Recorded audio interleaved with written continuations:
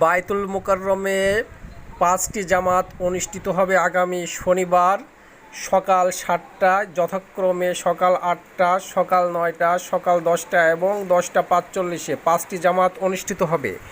প্রথম জামাতে ইমামতি করবেন হাফেজ মুফতি মাওলানা মহিবুল্লাহ। দ্বিতীয় জামাত অনুষ্ঠিত হবে সকাল ৮টায়। এখানে ইমামতি করবেন সিনিয়র পেশ ইমাম হাফেজ মুফতি মাওলানা মিজানুর রহমান।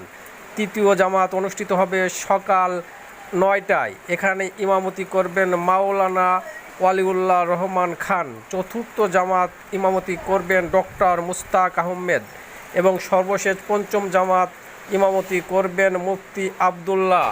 আপনারা সবাই সকাল ৭টা, ৮টা, ৯টা এবং ১০টা ৪৫ এখানে নিয়মিতভাবে সিরিয়ালে নামাজ পড়তে পারবেন। সবাই ভালো থাকবেন, সুস্থ থাকবেন। আল্লাহ হাফেজ।